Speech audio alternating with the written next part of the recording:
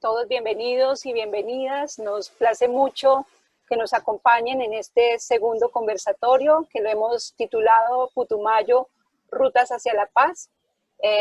La semana pasada, la Red Paz de la Universidad Nacional de Colombia, junto con FESCOL y la Comisión Colombia-Europa-Estados Unidos, convocamos a un primer conversatorio que trató sobre el Catatumbo y hoy queremos dedicarle este espacio a reflexionar sobre el Putumayo. Y vamos a continuar programando otra serie de conversatorios que tienen el objetivo principal de conectar con las... alguien tiene el micrófono prendido, que busca fundamentalmente conectarnos con las realidades de los territorios. Para mí es un gusto presentarles a las personas que hoy nos acompañan, la mayoría conocidas, muy queridas. Nos está acompañando hoy Amanda Camilo.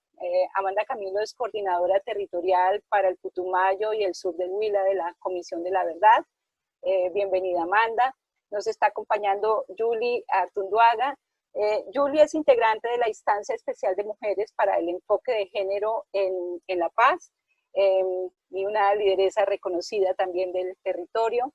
Nos acompaña Andrés Cancimance. Andrés, egresado de la universidad, con una también importante trayectoria en el Putumayo y actualmente diputado de la Asamblea de Putumayo. Bienvenido, Andrés.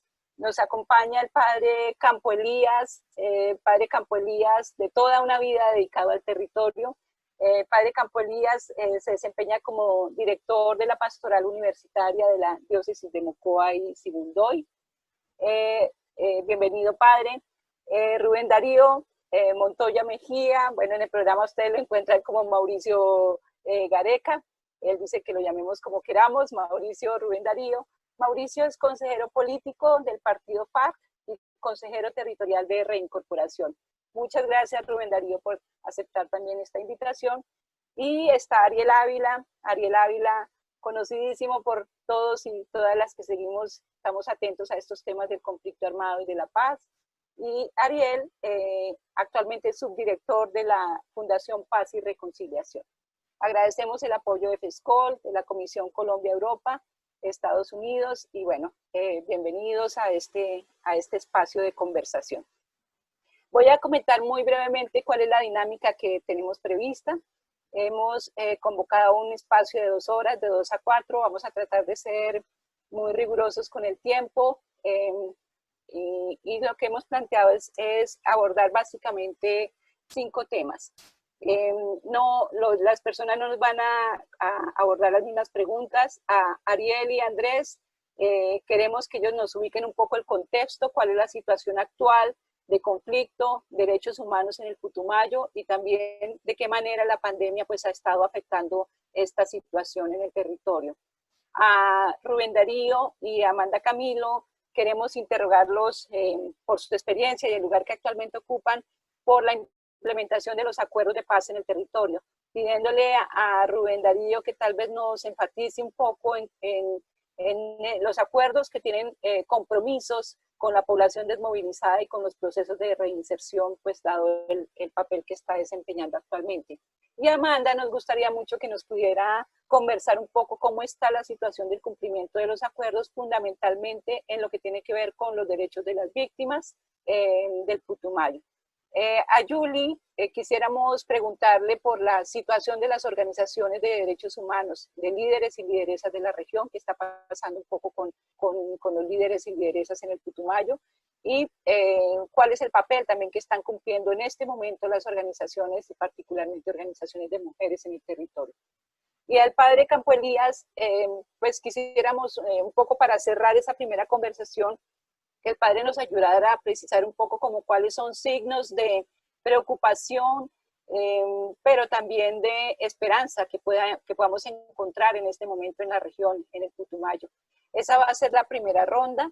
Si somos juiciosos con el tiempo, tendríamos como 1 hora.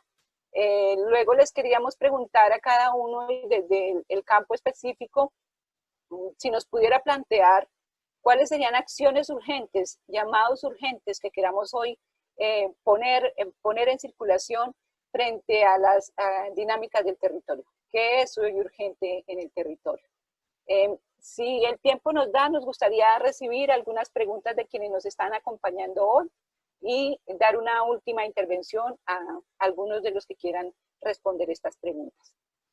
Ariel nos acompaña solo por una hora, entonces a Ariel le pediríamos si nos puede de una vez al final de su intervención, y le vamos a dar 2 minutos más, para que nos pudiera hablar un poco de los llamados o las acciones que considere son urgentes en el territorio. Entonces, muy bien, esa es la dinámica conversada. Nuevamente, gracias a todos y todas las que se han conectado hoy a este espacio. Este espacio va a estar también acompañado de un programa en el canal de televisión de la Universidad Nacional, La Paz en Foco. Les comunicaremos cuándo se transmite y seguramente por una emisión radial que también haremos del mismo. Entonces vamos a empezar. Vamos a darle la palabra en primer lugar a Ariel y luego a Andrés, que son quienes nos van a ayudar un poco a poner en contexto esta discusión. Entonces, bienvenido Ariel y tienes la palabra. Buenas, profesora Marta, un placer estar con usted, a todas las personas que están en el panel y las que nos están viendo, les agradezco mucho. Bueno, sobre el contexto de Putumayo, yo diría que hay como 5 ejes de análisis en esto. Lo primero es que Putumayo fue una de esas zonas donde el proceso de paz nos dio una ventana de oportunidad muy grande. Desde 2016, 17 y hasta mediados de 2018, las FARC se retiraron, se fueron a las zonas, cumplieron, y desde ese momento los narcos incluso no volvieron a entrar a zonas como Piñuña Negro o Piñuña Blanco, en el Bajo Putumayo, porque pues ya no sabían si creer a las FARC. Después que las FARC cumplieron, no sabían quién los acompañaba, y de hecho el precio de la pasta base de coca cayó fuertemente en esa zona porque los narcos no entraban. Allá lo llaman mafiosos o chichipatos, los intermediarios, pero no entraban. Y el problema fue que el Estado nunca entró. O sea, el Estado botó a la caneca de la basura casi 20 meses y no llegó el Estado. Y ya desde mediados de 2018 la situación comenzó a complejizarse en el Putumayo, particularmente en el Bajo. El año pasado fue más dramático hasta que estamos en la situación actual, que hay un grupo que llaman Mafia Sinaloa. Es un grupo donde hay unos excombatientes de las FARC, una gente que era de una banda que llaman La Construc, una serie de narcos, y se están enfrentando a una disidencia de Gentil Duarte que se hace llamar Carolina Ramírez. Y en medio de eso han muerto un montón de personas y de líderes sociales. Entre esos una persona que yo conocí, que lamento mucho la muerte de él, de Marcos Rivadeneira, que se oponía a todo el tema de cultivos de uso ilícito. Entonces, es esto que se llama en ciencia política ventanas de oportunidades. Se botó a la caneca de la basura y el Estado nunca llegó. Segundo, adicional a eso, pues hay una debilidad institucional impresionante. Yo sobre eso no voy a profundizar, pero creo que los cuestionamientos que tiene el actual gobernador del Putumayo son más que evidentes.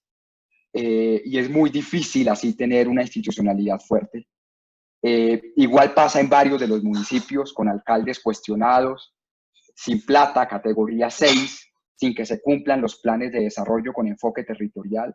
Entonces eso, digamos, deja muy mal parada la institucionalidad local para poder actuar. Y el problema con eso es que desafortunadamente el gobierno colombiano ha reducido el debate de la implementación al cumplimiento de la reincorporación, y particularmente a lo socioeconómico, ni siquiera a lo político o lo jurídico, sino solo lo socioeconómico. Y aún ahí hay muchos problemas y lamentablemente mucha gente ha caído en eso. Tercero, pues hay una implosión de economías ilegales. A pesar de la pandemia, el precio de la cocaína en calles de Estados Unidos no cayó.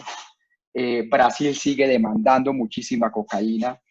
Así, y con el encarecimiento del dólar en 4.000 pesos, pues a los campesinos les van a pagar 1.900, 2.000 pesos por gramo de pasta base de coca. Y eso no va a ser más que incentivar. Pueden traer brigadas de los Estados Unidos, lo que quiera, pero lo que vamos a tener es una implosión de economías ilegales. A medida que la crisis económica se profundice, la gente va a invertir más en el oro, y eso significa que la minería ilegal se va a disparar. Entonces yo no veo un aliciente en materia de economías ilegales, por lo menos por los próximos 18 meses, bueno, digamos 12 meses para no ser tan dramático, un aliciente de que las economías ilegales vayan a mejorar. A eso se le suma algo muy complicado, y es que el gobierno está con una vieja política de lucha contra las drogas, de encarcelar gente, de represión, que no funcionó. Yo solo siempre doy un dato. Bajo el gobierno de Iván Duque, el primer año de gobierno de Iván Duque, Colombia llegó a la cifra histórica más alta de cultivos de hoja de coca. 212.000 hectáreas según el Departamento de Estado de los Estados Unidos para 2019, o 174.000 hectáreas según el CIMSI de Naciones Unidas. Nunca habíamos tenido eso. Y fue durante 2019 cuando se radicó, cuando se fortaleció. Entonces, seguir aplicando lo mismo es muy complicado. Lo otro, de contexto, muy preocupante el tema de líderes sociales. Putumayo es una de las zonas más complicadas, particularmente lo del Bajo Putumayo, muy complicado lo del corredor Puerto Vega-Teteyé. Creo que hay mucha estigmatización, y si en alguna zona no ha funcionado ese famoso PAO, Plan de Acción Operativa, que se inventó el gobierno, es en el Putumayo. Todos habíamos hablado de la debilidad, y en época de pandemia, apenas arrancando el aislamiento, matan a Marco Rivadeneira, luego a mitad del aislamiento matan en Piamonte, Cauca, a una persona y sus 2 hijos, la lideresa alcanza a huir con uno de sus otros hijos, y así sucesivamente. Las cifras que casi cada 3 días están asesinando un líder social, y allá yo tengo mucha preocupación. Por ejemplo, la Casa Campesina que está en Puerto Asís me preocupa mucho. El último contexto, el último tema de contexto de esto es que yo lo que siento, esto sí es más percepción que dato fiable, yo lo que siento es que las fuerzas militares están con una política del año 2012 combatiendo los fenómenos de inseguridad del año 2019 y 2020.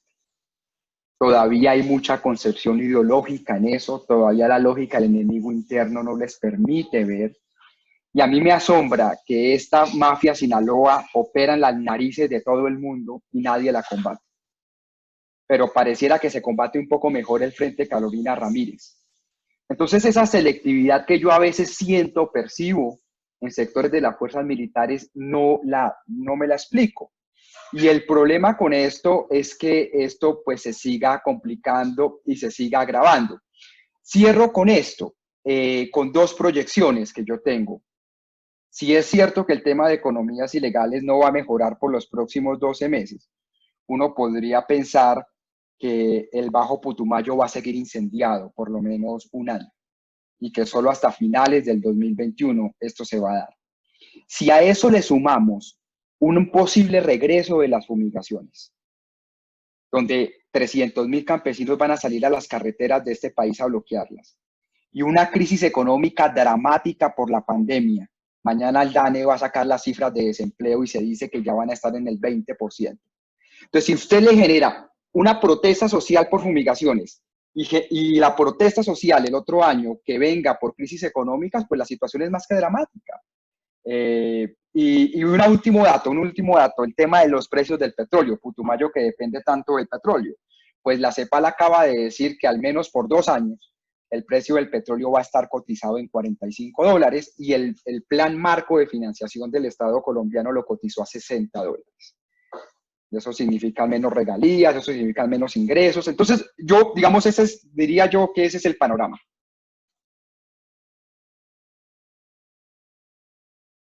Bueno, Ariel, muchísimas gracias. No sé si te quedan 2 minuticos antes de que tú te retires. ¿Cuál sería, como a tu modo de ver, acciones urgentes, los llamados urgentes para el Putumayo? Yo creo, profesora Marta, y aquí me voy a quedar hasta las 3 de la tarde, y agradeciéndole por la invitación, y a todas las personas en el panel, a Andrés, a Rubén, a Yuli, a Amanda, a Edilberto.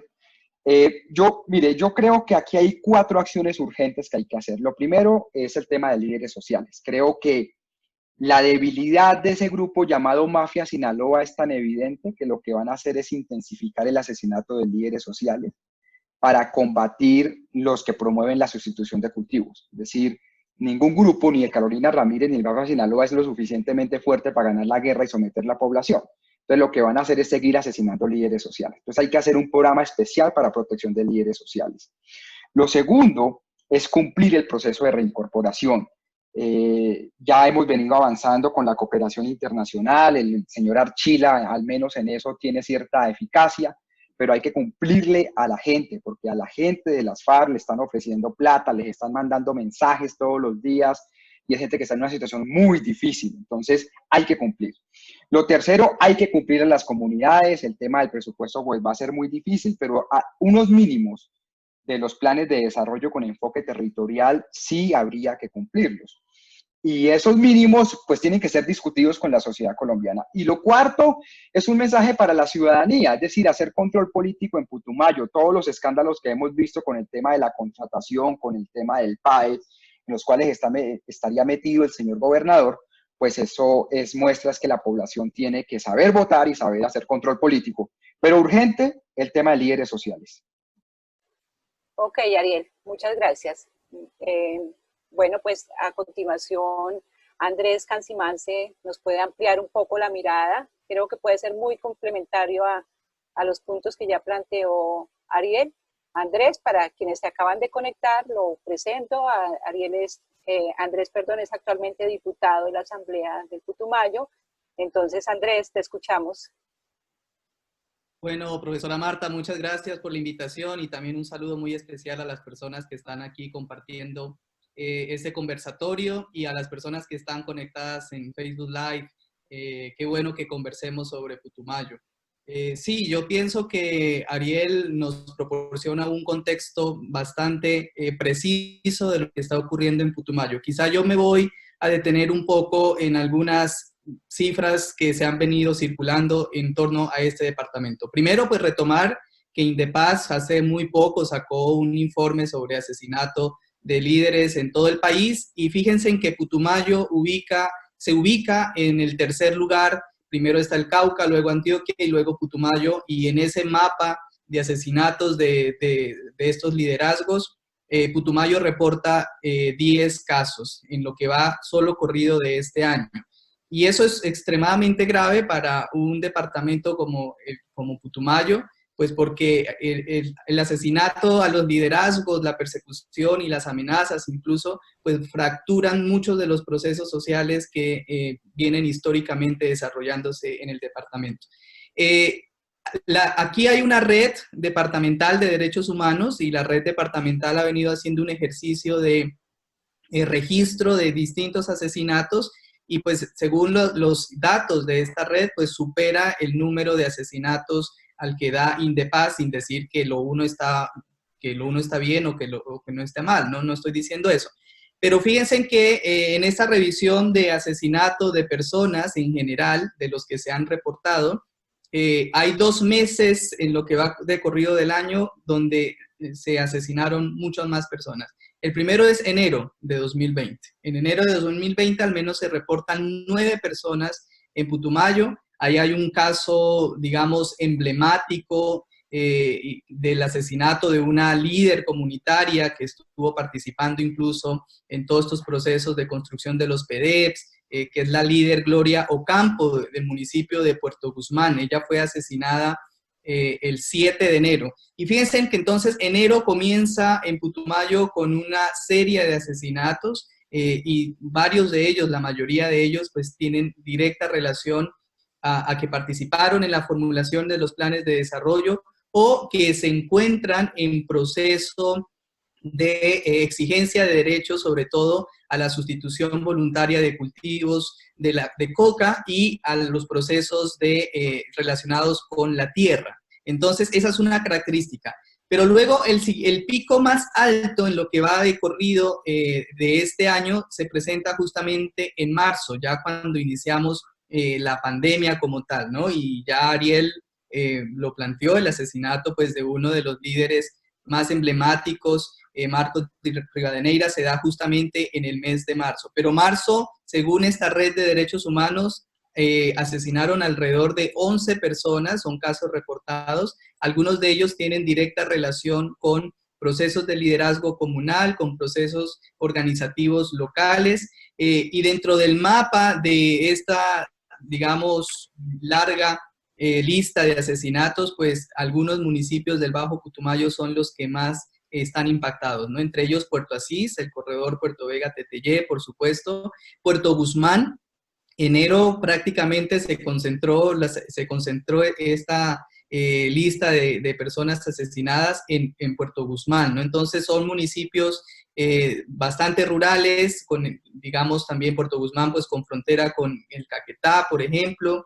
Entonces fíjense en esta dinámica que presenta la violación de derechos humanos y la violencia en el departamento, ¿no? Se concentran en estos mismos municipios que históricamente han estado, digamos, en medio de la violencia, municipios del Bajo Putumayo, como se conoce a esta región aquí en el departamento, y Puerto Guzmán, Puerto Asís, son los que se mantienen con los mayores niveles de asesinatos de estas personas, ¿no? Y también es para revisar el asunto porque otro patrón del rol de las personas asesinadas no solo tiene que ver con los liderazgos, sino también se han venido reportando, por ejemplo, asesinatos de personas que viven en Venezuela y que llegaron al país y a la región, o que viven hace mucho tiempo en Venezuela. Entonces, esa es otra particularidad de lo que yo he venido registrando y haciéndole seguimiento, ¿no? Que no solo son personas asociadas a un trabajo comunitario, a un trabajo de liderazgo, de defensa de derechos humanos, sino también tiene esa particularidad porque varios casos han sido de personas que se han reportado como venezolanas, y creo que eso también debe llamarnos la atención en todos estos procesos de reivindicación de derechos en los que nos encontramos, ¿no? Entonces, los asesinatos se han mantenido, no han bajado, digamos, han estado ahí constante, pero también aquí vale la pena que otras modalidades de violencia han estado completamente arraigadas durante este año en Putumayo, ¿no? Las amenazas son una de las modalidades que más se ha usado durante estos últimos meses en el departamento, y aquí pues amenazas a líderes bastante reconocidos. Hace muy poco salió, y eso fue noticia en El Espectador, por ejemplo, que amenazaron la vida de Yani Silva, que es una líder de la zona de reserva campesina. Amenazas también a una exdiputada, incluso a un diputado actual. Entonces, esa también es una modalidad de violencia que se viene, digamos, que persiste en el territorio, ¿no? Y varios de estas personas pues han tenido que salir de los sitios donde viven para preservar, por supuesto, la vida. El asesinato también de personas en procesos de reincorporación es otra de las características que he estado aquí. Bueno, Rubén podrá hablarnos con más propiedad sobre este tema. Seguramente ellos han venido haciendo las denuncias respectivas y pues tendrá más información detallada de esto, ¿no? Entonces son otros perfiles que también uno tiene que entrar a revisar frente al tema de la vulneración de derechos. Y además, no solo se tratan de modalidades asociadas a esta violencia sistemática en el departamento, sino también a una violencia que podríamos denominar institucional. ¿Y a qué me refiero con esto? Pues estas políticas de erradicación forzosa, por ejemplo, es una manera de vulnerar muchísimo los derechos, y esa ha sido otra de las dinámicas que se ha presentado en Putumayo, ¿no? En municipios como Valle del Guamués, como San Miguel, como Puerto Asís, Puerto Caicedo y Puerto Guzmán, 5 municipios han estado, digamos, en permanente confrontación este aparato militar de la fuerza pública contra los campesinos, aún en medio de un contexto de pandemia como el que estamos viviendo, ¿no? Los decretos nacionales que nos obligan a la cuarentena o al aislamiento, pues no aplican para seguir con esta política de erradicación, con el agravante, y creo que eso lo podrá tocar pues Amanda y la misma Julia Artunduaga, que se han hecho en un contexto sin mayor prevención de contagios, ¿no? Entonces, estos son como los elementos que yo quisiera poner sobre la mesa. Gracias, Andrés. Te quedan 2 minutitos de tu tiempo. Yo quisiera preguntarte pues recién posesionados alcaldes y gobernadores, se fue en enero de este año. ¿Eso cómo ha marcado un poco la situación del Putumayo en estos 2 minutitos que te quedan? Bueno, ahí había una gran expectativa, ¿no? Para que las nuevas administraciones estuvieran más alineadas a reivindicaciones históricas y había una gran esperanza incluso con los procesos mismos que implicaban la formulación de los planes de desarrollo, tanto municipales como departamental, ¿no? Habrá que evaluar después de que se aprueben estos documentos, por ejemplo, en los municipios, el documento del departamento ya está aprobado, si esas expectativas que tenían los colectivos pues se pudieron cumplir, porque aquí es muy, digamos, importante pensarnos si esos documentos realmente responden a esas exigencias, porque vamos a estar 4 años con este documento, ¿no? Y yo, a grandes rasgos, lo que podría decir es que muchos de los gobernantes que quedaron electos reducen extremadamente el acuerdo de paz, lo reducen solo a la implementación de los PDEPs, que es importante, pero se olvidan que el acuerdo de paz tiene otros componentes valiosísimos, como la reincorporación, que tiene otros componentes valiosísimos como la memoria histórica, como la búsqueda de personas dadas por desaparecidas. Entonces siento que la visión de los mandatarios es bastante reducida de lo que implica la implementación de un acuerdo de paz tan importante y tan necesario para un departamento como este.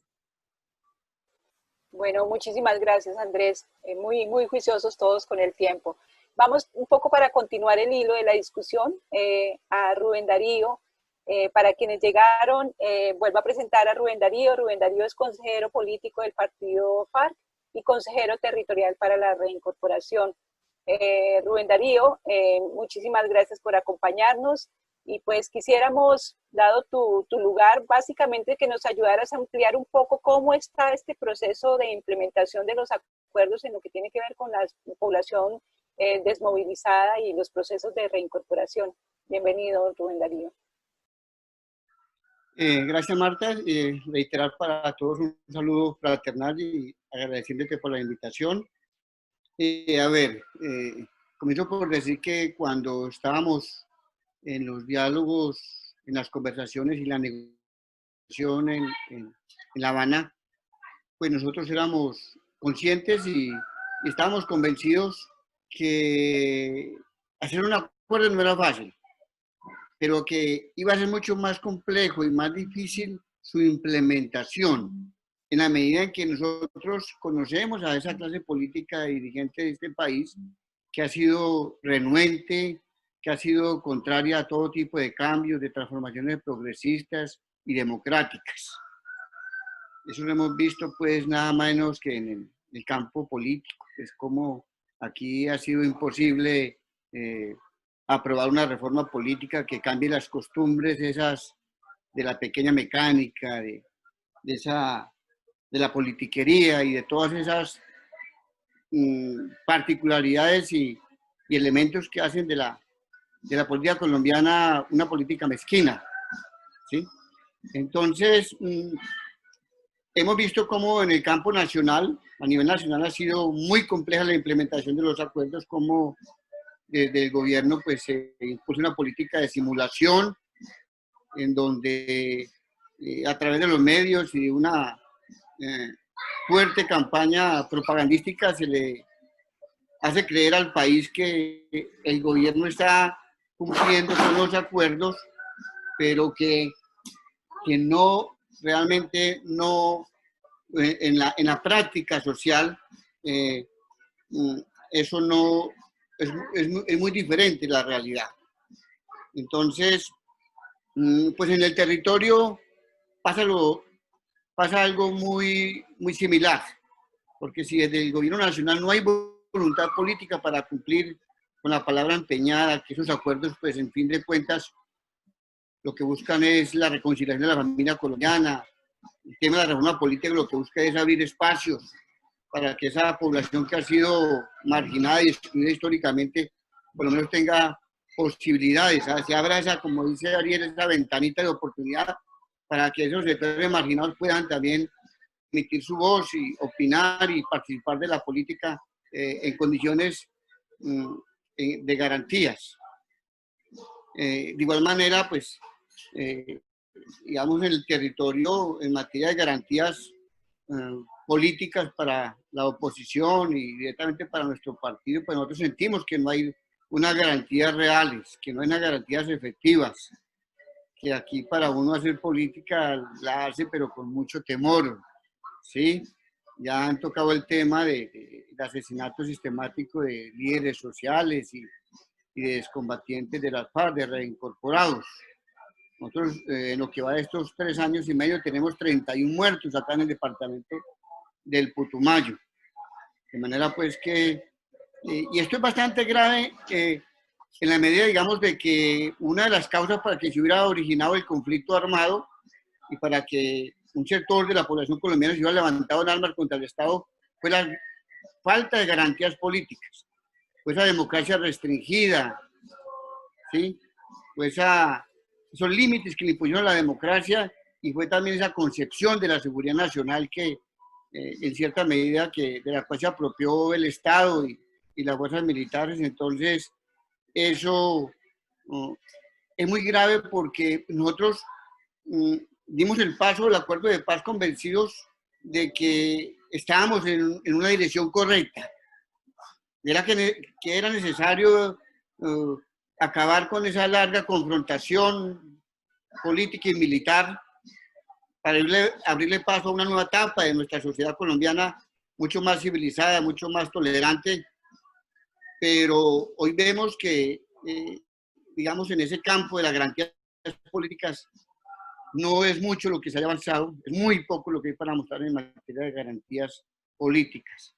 De igual manera, por ejemplo, cuando hablamos de las garantías para el movimiento social, para la movilización, para la protesta, vemos la actitud reciente del ESMAD, por ejemplo, acá en el corredor Puerto Vega-Teteyé, cómo arremete contra los campesinos. Entonces, digamos que son elementos, son situaciones que a nosotros nos generan preocupaciones, porque vemos que esos aspectos que son sustanciales del acuerdo, pues no se cumplen.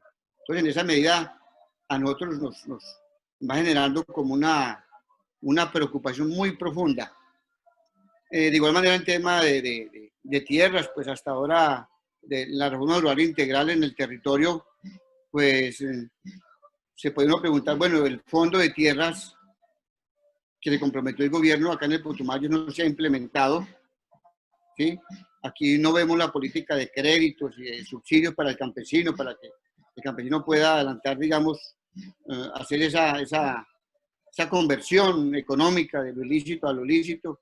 Vemos que también en el campo del programa PENIS el gobierno está incumpliendo a esas 21.000 familias que firmaron acuerdos de sustitución voluntaria. Entonces, mire que realmente son aspectos, esos incumplimientos son muy preocupantes para nosotros como Partido FARC y como comunidad en proceso de reincorporación, porque digamos que cambio real, la pacificación real de este país tiene que pasar por eso, ¿no? Por hacer esa conversión económica y digamos, que desaparezca ese fenómeno, digamos, del narcotráfico, ¿no? Entonces, pues uno sabe que los campesinos, mientras no tengan ese apoyo del Estado, mientras haya una reforma rural integral, una reforma agraria y democrática que le dé la mano a la gente, que la gente pueda decir, vamos a vivir en estas condiciones, vamos a producir para la vida, vamos a producir artículos de la canasta familiar, de pan coger.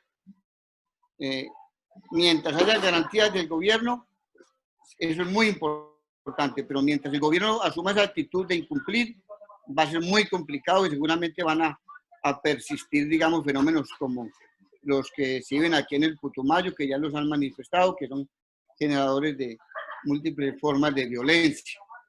De igual manera, pues nosotros en materia de reincorporación acá estamos totalmente de acuerdo. El gobierno ha querido solamente suscribir la implementación del acuerdo solamente en el campo de la reincorporación, ¿sí? La reduce solamente a la reincorporación. Y en materia de reincorporación hay unos avances. En materia de salud, pues la mayor parte de nuestra población está afiliada a una EPS. En el campo de la educación hemos tenido pues el acceso al SENA, a los servicios del SENA que nos están apoyando con capacitaciones. En este momento vamos a impulsar una capacitación ambiental de manera virtual con el SENA. Habemos 70 compañeras y compañeros inscritos para comenzar la próxima semana en esto. Nos hace falta un poco de la oferta para la educación superior, acá en el Putumayo, que es tan necesaria. De igual manera, pues, para una parte de nuestra población se aprobó un proyecto de los 8 millones de materia económica de la población que está organizada en una cooperativa llamada Comocún, donde salió un proyecto para producción de pescado, de piscicultura. También, pero también nos falta una parte buena de la población a la cual no se le ha desembolsado los recursos, ¿sí? A los compañeros de la cooperativa del pueblo putumayense. Como nosotros acá estamos organizados, tenemos 4 organizaciones, 2 cooperativas y 2 asociaciones. Entonces estamos esperando, estamos demandando pues que el gobierno nos apruebe el desembolso de los compañeros que faltan para poder impulsar los proyectos productivos. En este momento estamos en discusión con el gobierno sobre a ver cómo nos compran una tierra. Por ahí hemos estado mirando unas tierras, el gobierno la estamos evaluando, estamos haciendo una serie de reuniones con el doctor Omar Salas. Entonces estamos como en ese tránsito, porque este espacio territorial donde nos encontramos va a ser trasladado a otro municipio. Entonces estamos como en esa tónica de ubicar la tierra y a ver cómo impulsamos entonces el traslado en común acuerdo con la ARN. Bueno, Rubén Darío, muchas gracias. Nos gustaría ahorita continuar un poco en la reflexión contigo, porque a mí particularmente, y creo que a muchos nos interesa, por ejemplo, saber del inicio del grupo total que participó en el proceso de reinserción, cuántos se mantienen, cuántos ya no están en el territorio. Pero me gustaría de pronto, para respetar esta primera ronda, si esas preguntas las vamos preparando para una segunda ronda, Rubén Darío. Sí, con gusto. Vale, gracias.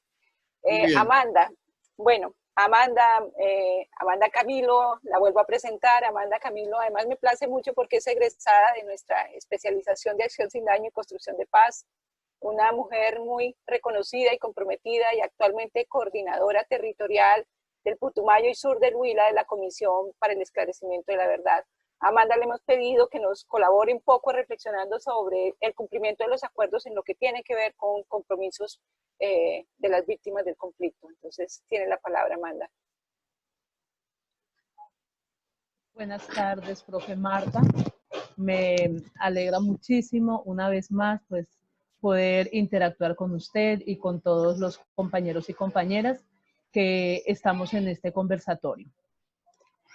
Las víctimas en el departamento del Putumayo considero que están en una situación bastante compleja porque toda esta expectativa de la firma del acuerdo más su implementación y todo este proceso de transición generó en la gran mayoría de los pobladores y pobladoras y específicamente en las víctimas de este territorio un sentimiento profundo de esperanza.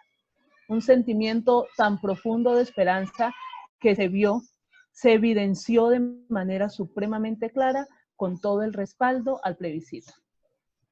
La población del departamento del Putumayo, que ha sido tan vulnerada durante todo este tiempo en el conflicto armado, dijo, no queremos seguir en guerra, no queremos seguir en conflicto, queremos que avancemos hacia la paz.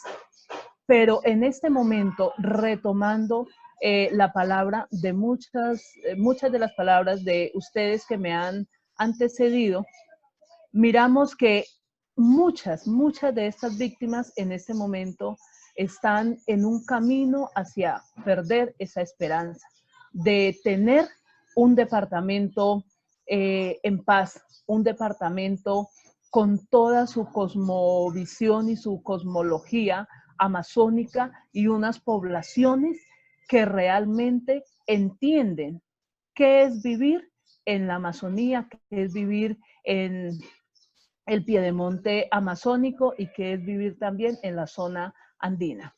Esa esperanza que va en un camino, digamos, hacia la desesperanza, se profundiza cuando miramos que el departamento, su tejido social ha sido tan fuerte y su tejido social ha hecho que se resista en el territorio, que cuando las familias o las personas salen del territorio es porque definitivamente no encuentran otro camino, las personas estén volviendo a deshabitar los territorios. Esos territorios rurales, las personas estén volviendo a llenarse de miedo y de pánico y estas víctimas estén diciendo, queremos aportar en todo este proceso de construcción de paz con este enfoque territorial, pero consideramos que no tenemos garantías.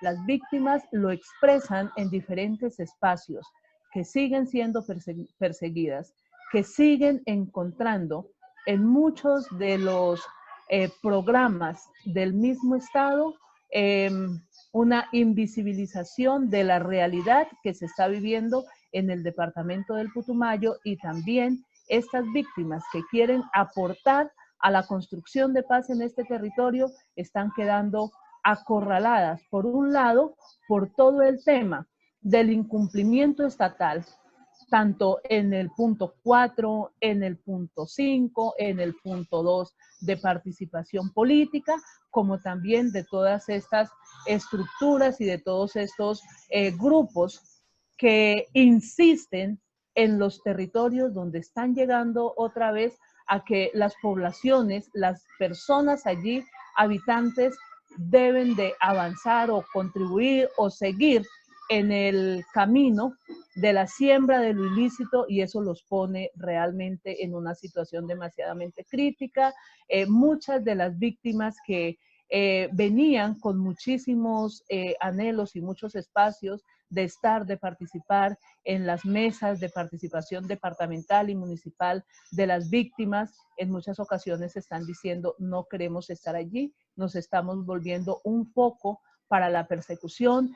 Miramos hacia las juntas de acción comunal, hacia los resguardos, hacia los consejos comunitarios y encontramos de una manera explícita y con mucha tristeza la preocupación y la angustia de estas víctimas al sentirse que el Estado no está cumpliendo con toda su parte, con toda su tarea.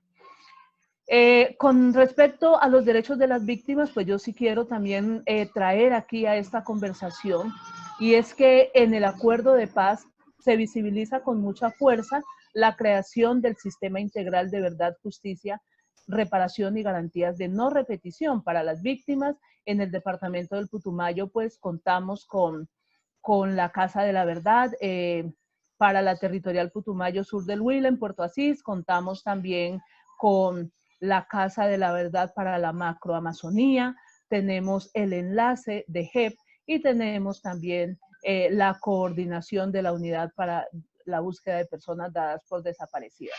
Pero requerimos que en estos planes de desarrollo, que en estos procesos, programas, proyectos que están planteándose y que se están exigiendo también que queden explícitos en los planes de desarrollo, las voces y las necesidades de las víctimas queden allí y que puedan ellas, desde sus diferentes espacios de participación, puedan hacer seguimiento, puedan hacer exigibilidad y que realmente el mismo Estado colombiano, desde todas sus instituciones, realice acciones concretas y reales para que las víctimas recobren la esperanza y recobren la credibilidad en la institucionalidad.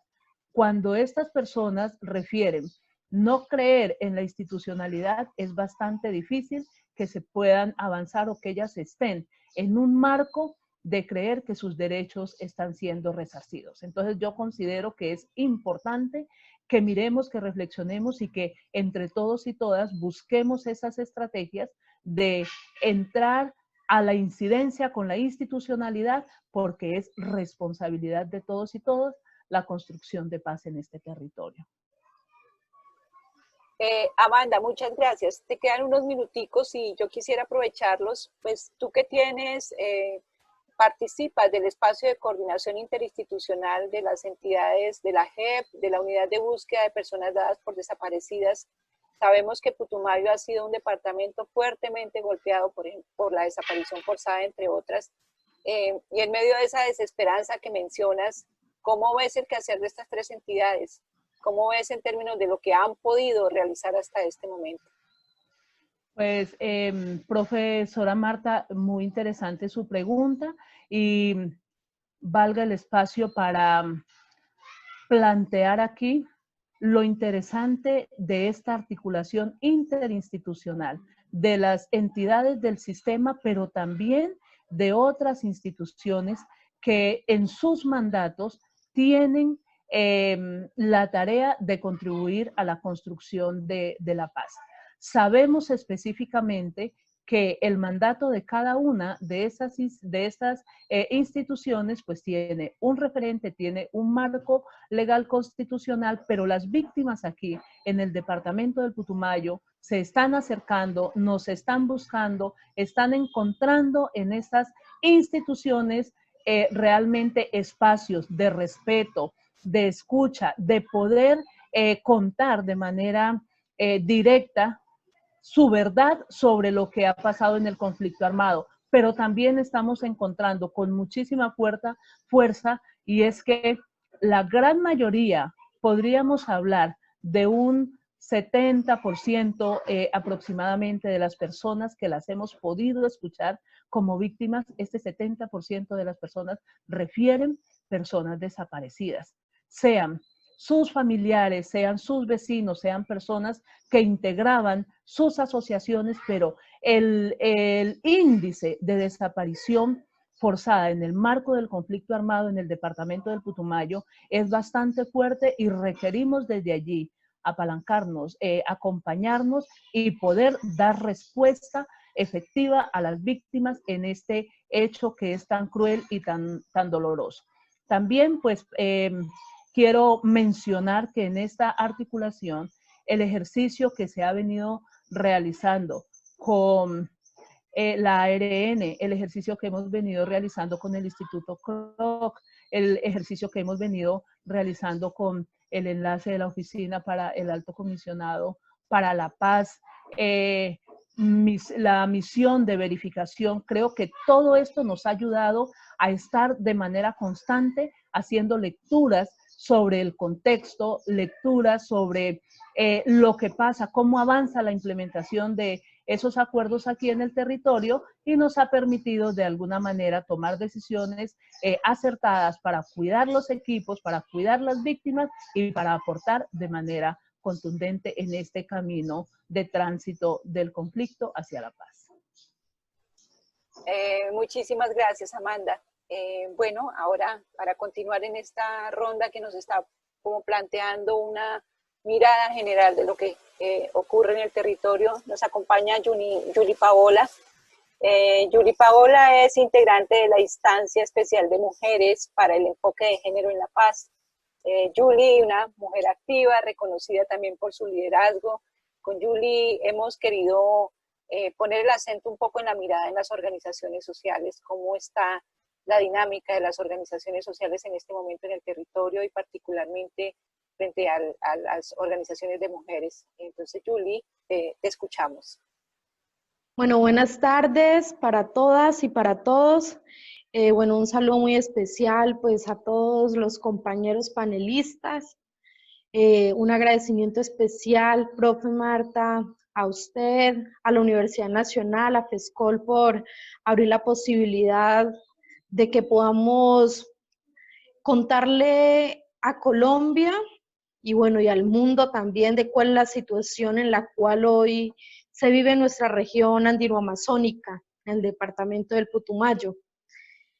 Profe, bueno, frente a esta pregunta de cuál es la situación de líderes y lideresas en la región y que cuál es el papel que hoy estamos jugando, comenzar diciendo que en tiempos de paz, y lo pongo entre comillas, la guerra es silenciosa.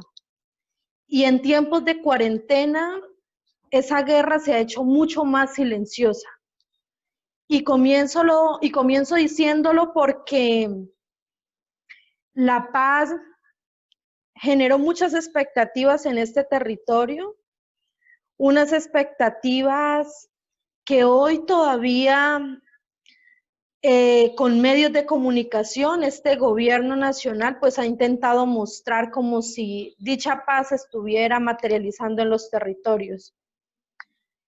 Quienes me antecedieron hicieron un contexto de cuál es la realidad actual de la región y han expuesto cómo de manera muy significativa la paz pareciera esfumarse.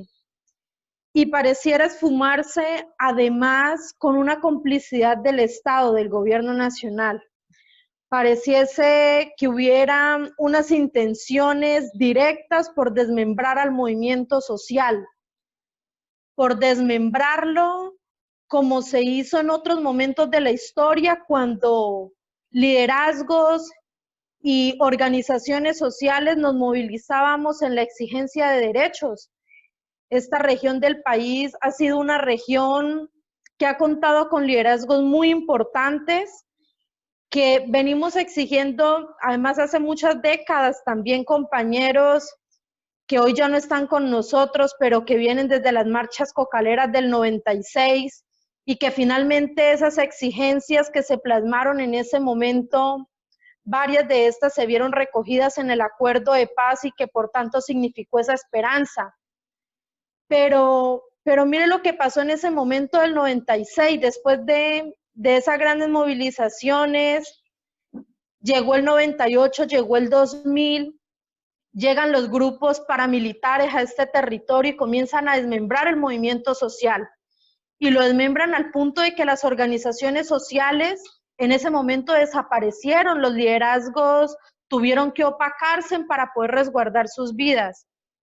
Y hoy en estos tiempos de paz, en los tiempos del conflicto, pues se suponía que estábamos en un conflicto y aún así hombres y mujeres, campesinas, indígenas y afrodescendientes nos movilizábamos exigiendo una salida negociada a este conflicto. Y dicha exigencia pues llevó a que se diera la mesa de diálogo de paz en La Habana que concluyó con el acuerdo final. Y en esos momentos que nos movilizábamos, si bien la estigmatización era tan profunda, porque quienes nos movilizábamos entonces éramos insurgentes, guerrilleros, lo seguíamos haciendo con la esperanza de que la vida en este territorio cambiara. Y fue por eso y ha sido por eso que hombres y mujeres hemos asumido con nuestra piel, con nuestro corazón, el espíritu de la implementación del acuerdo de paz. Y lo hemos asumido y hemos venido promoviéndolo por nuestras comunidades. En una región tan afectada por las economías cocaleras, hemos sido nosotros quienes, antes y después de la firma del acuerdo de paz, impulsábamos a nuestras comunidades a la firma de un acuerdo de sustitución. Un acuerdo de sustitución que luego comienza a materializarse con la creación del Programa Nacional Integral de Sustitución y que parecía ser entonces la esperanza.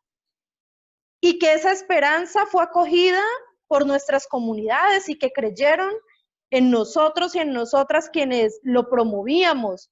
Y lo promovíamos porque nosotros promovemos y creemos en el punto 4 del acuerdo de paz. Pero lastimosamente este gobierno se ha empecinado y pareciera que aquí también es cómplice en querer mantener las economías ilegales.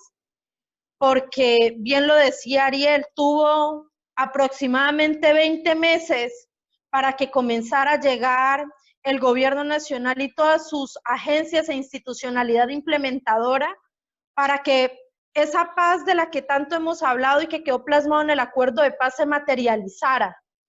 Pero fueron 20 meses que por el contrario comenzaron las mentiras y los engaños del gobierno nacional, que comenzaron los incumplimientos al programa de sustitución. 30 días pasado la firma de los acuerdos individuales de más de 20,000 familias cocaleras en esta región, levantaron sus matas de coca. Y levantaron sus matas de coca y comenzaron entonces a correr el tiempo y comenzaron a evidenciarse los incumplimientos del gobierno. Y esos incumplimientos efectivamente fueron el caldo de cultivo para que nuevos grupos al margen de la ley aterrizaran a nuestras veredas y se reconfiguraran y comenzaran también a delegitimar un proceso que lo veníamos liderando y a delegitimar al punto de decir, ustedes firmaron un acuerdo que lo promueven sus líderes, pero que finalmente no va a servir para nada. Aún así también hay registros de que la fuerza pública en algunas zonas rurales de nuestro departamento culpabilizaban a nuestro movimiento social, a nuestras organizaciones sociales, por haber hecho que los campesinos se vincularan a un programa de sustitución.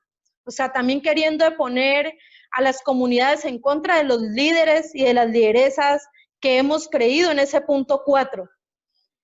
Y finalmente toda esa estigmatización que comenzó de nuevo a generarse en el territorio, hizo también entonces que,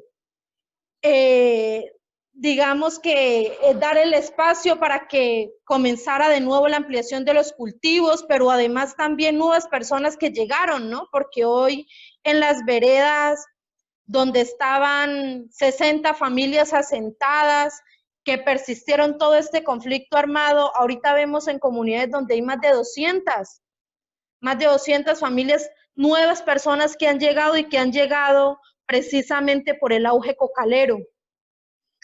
Ariel exponía 212,000 hectáreas de coca en ese momento, el pico más alto, y efectivamente el Putumayo, pues lastimosamente tiene una cuota muy alta aquí, ¿no? Y ha sido precisamente por esos incumplimientos, porque el gobierno nacional no ha entendido que la problemática social cocalera no es solamente un problema de la mata, sino un problema social que debe abarcar en su integralidad y que el acuerdo de paz nos daba la posibilidad de poder afrontarlo así. Sin embargo, el gobierno ha creído que el programa de sustitución es una atención familia a familia con una nueva atención asistencialista, que lo que está llevando es al fracaso de la esperanza de hombres y mujeres que hemos creído que el punto 4 es la solución a este problema. Digamos que otra de cuáles las condiciones en las que nos encontramos las organizaciones en este momento. Lastimosamente, esta pandemia también ha imposibilitado que nos juntemos para la incidencia que ha requerido la formulación de los planes de desarrollo.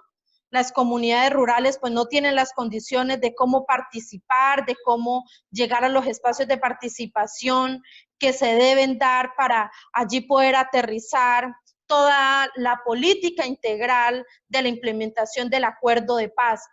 Hemos visto una institucionalidad local, tanto municipal como departamental, que desconoce muchísimo qué es el acuerdo de paz. Lo desconocen, pero aparte de que lo desconocen, no quieren entenderlo, porque finalmente pues los líderes y las lideresas quienes hemos venido promoviendo la integralidad del acuerdo de paz, reconocemos las bondades que quedaron allí plasmadas, reconocemos los decretos que hoy son ley, pero finalmente la institucionalidad local la desconoce. Y también me antecedían diciendo, los gobiernos han pretendido que la implementación del acuerdo de paz es solamente los PEDET, pero es que los PEDET es solo un componente del punto 1 de la reforma rural integral. Entonces nos ha preocupado muchísimo, pero además también la desarticulación institucional que hay, ¿no? Este pareciera ser un departamento todavía de las épocas donde no había tampoco ni la tecnología, entonces para que los mandatarios tuvieran acceso al gobierno central, para que por lo menos comprendan cómo es que está avanzando el gobierno nacional en materia de implementación, cuáles son las agencias implementadoras, los 51 indicadores de género Hoy ya cuentan con un plan de acción. El departamento del Putumayo en gran parte de estas medidas está priorizado, pero finalmente los alcaldes y desde la gobernación se desconoce cuál es la manera de generar dicha articulación para poder atraer esta oferta a este territorio. Muchas gracias. Muchísimas gracias, Julie. Excelente. Yo creo que todos nos van aquí complementando, ayudando a armar este rompecabezas complejo que es el Putumayo. Padre Campo Elías, muchísimas gracias por estar aquí. Padre, usted que reconoce este territorio desde hace tanto tiempo en los momentos durísimos del conflicto, en el proceso de negociación y en este proceso de paz tan esquiva. A usted, padre, queríamos en particular pedirle que nos ayudara a reflexionar un poco sobre cuáles son como esos puntos críticos, pero también si hay algunos factores que nos permitan pensar que hay esperanza para el proceso de paz en el Putumayo. Bueno, muchas gracias, Martica. Quiero agradecer esta iniciativa de la Universidad Nacional y quienes se han aliado a esta iniciativa, saludar al grupo de panelistas. Yo quiero, Martica, primero hacer un reconocimiento muy grande, muy profundo a los líderes sociales, a los defensores de derechos humanos. Yo creo que incluso a la presencia internacional, yo no sé qué fuera de este departamento sin estas personas, y le quiero hacer un homenaje muy sentido a Marco Rivadeneira, porque hace muy poco que pudiera acontecer este hecho tan lamentable. Yo creo que la presencia, Martica, aquí más que otra cosa, es la presencia de las víctimas. A mí me parece y espero que nunca nos acostumbremos a las estadísticas, a mí me parece que detrás de la estadística está el ser humano con su dolor. Y por eso a mí me parece fundamental, quiero agradecer, lo digo como ciudadano de Colombia, la grandeza que tuvo las FARC y el gobierno de ser enemigos por tantísimos años, tener la grandeza de sentarse para un acuerdo de paz. Pareciera que el país no hemos entendido lo que ha pasado. Y me remito un poco a Cuba en la ida de las diferentes víctimas, de los distintos actores armados. Yo creo que allá nos mostraron de alguna manera las víctimas que había una fractura como seres humanos y que necesitábamos con urgencia restaurar la dignidad humana perdida. Y por eso me llamó la atención que allá, no sé si sea la palabra, se volvieran como guardianes el uno del otro, de su mayor enemigo, y aceptar que nos hicimos daño. Yo voy a colocar unas preocupaciones, Martica, que las veo así muy latentes en el departamento y poner unos puntos de esperanza también. Me parece que la primera preocupación es la selectividad de los asesinatos de los líderes sociales. Me parece que ha sido algo un poco sistemático. Lo tengo que decir así porque me preocupa que la muerte de líderes sociales tienen que ver en su mayoría con gente que le está apostando al proceso de paz. Es gente que está vinculado a los procesos de erradicación de coca y está en la defensa del territorio. Esa primera preocupación afecta indiscutiblemente a los sectores, yo diría, más vulnerables de la ruralidad, como el campesinado y los indígenas del territorio. Además de una profunda impunidad, yo creo que un 94% de impunidad, no sabemos quién, que uno pueda decir, estas son las estructuras así que lo están haciendo. Sin embargo, me parece a mí también como una segunda preocupación es esa especie de hibridación entre mafia, política y narcotráfico. Aquí hay una especie de híbrido muy raro. Lo digo así porque me preocupa. Y cuando uno pierde los límites éticos en la construcción de un territorio, me parece a mí supremamente grave. Incluso entre este híbrido, tengo que decirlo, una omisión de las fuerzas de las Fuerzas Armadas. Es preocupante este punto. El tercer punto, me parece a mí que la pandemia, si bien ha dejado como al descubierto, yo diría, no, es un olvido intencional que ha pasado con los territorios nacionales. Es un olvido, yo diría, consciente, porque la construcción de país y nación se ha hecho desde la mezquindad, porque no hemos sido capaces de aceptar el mulataje, el multiculturalismo de este país, y eso es demasiado triste. Y permítanme, estos días que miraba por la televisión, no sé si era Leticia, que por primera vez llegaban los hornos crematorios. Qué curioso que la presencia de Estado tenga que hacerse con llegada de hornos crematorios.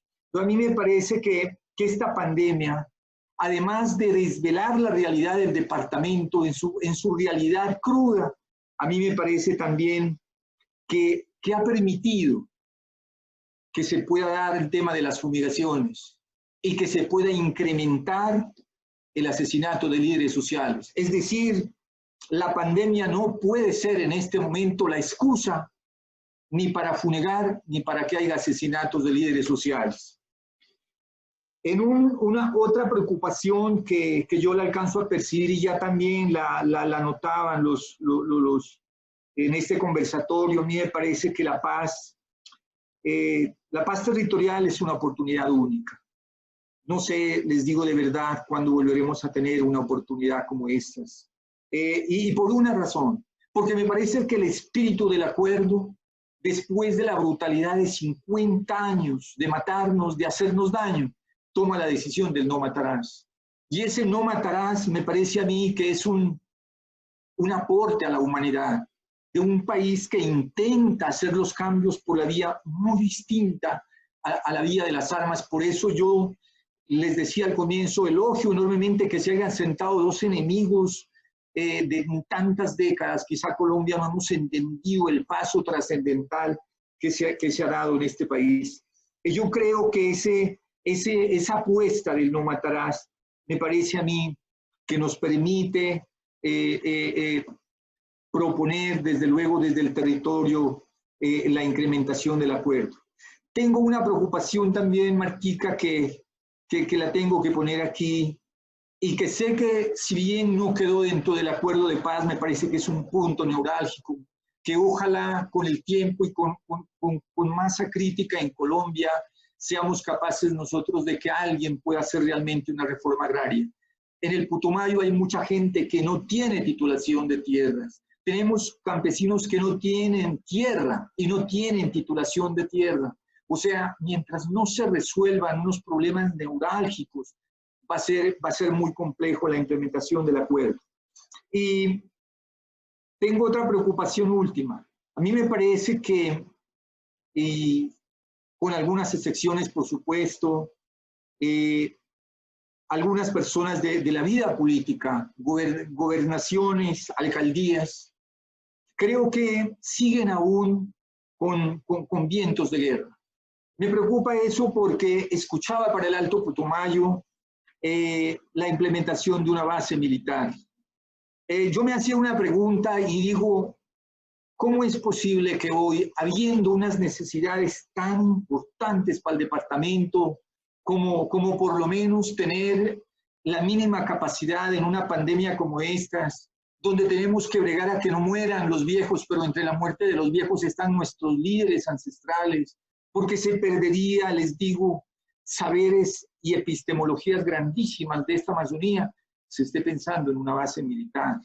Entonces yo coloco esa preocupación, y en un Valle de Sibundoy que tiene una vocación totalmente distinta, que el Valle de Sibundoy ni es un corredor, el Valle de Sibundoy ha sido un espacio ancestral por años.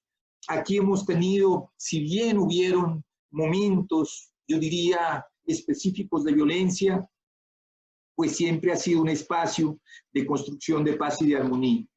Y yo diría que como esperanza, Martica, porque en el panorama que hemos puesto a veces pareciera que yo quiero rescatar como tres cosas muy breves, ¿no? Primero, el papel protagónico que ha tenido la mujer en el Putumayo. Yo cuando leo estos libros de historia y de memoria, desde el placer hasta el Alto Putumayo, me encuentro con el papel de la mujer. Es impresionante. Y me parece a mí que está surgiendo un nuevo actor, y es la juventud. La juventud, tanto campesina como indígena, empieza a tomar conciencia del momento que está pasando. Eso a mí me parece grandioso. La capacidad de resiliencia. Yo creo que este Putumayo, que ha sufrido tanta humillación, tiene mucha capacidad de resiliencia. Y allí encontramos nosotros una gran sabiduría popular que está allí en los pueblos ancestrales, en los pueblos raizales afrocolombianos, en el mismo sector campesino. Me parece que hay gente que empezó a ser custodio de esta Amazonía y de su territorio. Me llama la atención enormemente que las guardias indígenas empiecen a colocar y a poner el bastón ético como elemento prioritario a la hora de incrementar una paz, yo diría, de todos. El segundo elemento que yo trataría como de ponerlo como esperanzador es el reservorio ético y espiritual de estos pueblos. A mí me parece que, bueno, es verdad, toda mi vida he estado en este Putumayo y les tengo que decir que ha habido una fuerza espiritual profunda, incluso para quedarse. Doctor Andrés, como usted lo planteaba una vez en su libro, la gente cuando nos encontramos con ellos, hasta el silencio fue convertido en categoría política para quedarse donde están sus muertos, donde nosotros hemos hecho, yo diría, y hemos vivido nuestra infancia y nos hemos encariñado y nos hemos, yo diría, enriquecido con el entorno amazónico. Este reservorio espiritual y ético me parece a mí que está en el corazón de estos pueblos, y por eso la utopía, y por eso seguimos soñando que podemos. Yo cuando les escucho a ustedes, queridos líderes, sé que en el fondo de todo guardamos la esperanza, tenemos aún, yo creo, todavía un poco más de agua en la cantimplora, como se dice, para seguir caminando. Yo creo que el mismo sufrimiento ha permitido que la gente, pues, sea mucho más. Yo creo que a veces el sufrimiento nos lleva a pensar, el sufrimiento nos invita a ser imaginativos. Yo lo veo como un valor. Finalmente, me parece a mí también que aquí se ha dado un papel muy importante en algunos procesos muy marcados. Yo hablaba del papel de la mujer, el tema de la juventud, el tema de líderes campesinos que han liderado todo este tiempo sin cansancio, acuerdos para interlocutar con el gobierno, y finalmente, pues también creo que es importante el proceso alcidiano en Puerto Caicedo, que fue como traer un Magdalena Medio aquí y como el padre Pacho de Rux presentar pues un plan de desarrollo integral que al pasar los 20 años pues está vivo, y de ahí creo que ha seguido emanando pues tantísimas cosas que la gente aún continúa y tiene esperanza. Padre, muchísimas gracias. Creo que esta primera ronda concluye con un ejercicio excelente, Padre, de tratar de recoger puntos críticos, pero también de resaltar esos factores de esperanza, esos reservorios éticos, espirituales, culturales, que creo que nos enamoran a todos cuando vamos al Putumayo y nos hace sentirnos comprometidos con ese territorio, aunque no estemos allá. Bueno, vamos a entrar en una segunda parte. Queríamos esta segunda parte, antes de darle lugar a algunas preguntas que ya han venido formulando quienes nos acompañan en esta transmisión, queríamos tratar de ubicar y precisar, ya ustedes lo han venido haciendo, pero queremos también hacer un poco eco de esos gritos que hay en el territorio. Queremos hacer un poco eco de esas demandas que están planteadas en el territorio y hacer eco a través de nuestros medios, hacer eco por los medios televisivos, escritos de la universidad, pero también de FESCOL, también de la Comisión Colombia, Europa, Estados Unidos y de todos los que nos acompañan, porque eso se trata también de amplificar las voces de ustedes en el territorio. Entonces, esta segunda ronda, muy brevemente, a cada una le queríamos preguntar por las acciones urgentes, ¿no? A su juicio, si nos señalan 1, 2, 3, las que ustedes consideren son como los llamados urgentes del territorio. Ya han mencionado ustedes algunos vinculados al incumplimiento de los acuerdos de paz, otros vinculados a la política pública en general del departamento, otros vinculados a la coyuntura de la pandemia, bueno, los que ustedes consideren que son pertinentes. Entonces, porque sé que Rubén puede tener problemas con la batería, no está en las condiciones en que estamos todos nosotros, quisiera darle la palabra en primer lugar a Rubén. Te escuchamos, Rubén. Gracias, Marta. Para nuestro departamento, para la convivencia, como para que retomemos nuevamente, digamos, ese camino de la esperanza y el progreso, yo diría que acompañar todo ese proceso de víctimas, apoyarlo, respaldarlo. De parte nuestra, como comunidad en proceso de reincorporación, estamos en ese campo, de acompañar a las víctimas y aportar al proceso de la verdad. Dos, que el gobierno cumpla con el programa PENIS, el gobierno le cumpla al campesinado y al programa PENIS, que le dé cumplimiento, pero también que se avance más en todo lo que tiene que ver con el proceso de reincorporación, que es muy importante. También para nosotros como comunidad, que también guardamos esa esperanza, que a pesar de que ha habido retardos y demoras, pues guardamos la esperanza de que podamos continuar avanzando en ese proceso de reincorporación para que sea exitoso y podamos entonces tener adaptarnos positivamente a esta nueva vida social que tenemos actualmente o que estamos en proceso de transición. Eso plantearía yo pienso que también pues, requiere, ¿verdad?, una mayor articulación de la institucionalidad en relación a las políticas públicas de reincorporación, pero también a los programas, al plan a los PEDET, también al programa PENIS, al tema de víctimas, una mayor articulación de toda la institucionalidad. Y yo pienso que sí, hay que buscar darle una mayor participación a la juventud, hay que vincular a la población y sobre todo a la juventud también para que se apropie de los acuerdos de paz y podamos exigir de manera pacífica al gobierno nacional su cumplimiento. Eso sería. Muchas gracias, Rubén. Como nos lo manifestó tal vez y como también lo hace el padre, el llamado es a cumplir la palabra empeñada, a no desaprovechar este momento. Es verdad, tal vez la sociedad colombiana todavía no es consciente de todo lo que se ha jugado en este acuerdo de paz y en la maravillosa oportunidad que tiene este país, que si la dejamos pasar nos va a costar mucho, y no solamente al Putumayo, sino al país entero. Y la articulación interinstitucional, que creo que es un esfuerzo que siempre estamos pidiendo, porque entre mayor coordinación y articulación seguramente también hay mayor posibilidad de atender las demandas y las necesidades del proceso. Vamos a darle la palabra a Julie, si te parece, Julie, para cambiar un poco el orden que teníamos.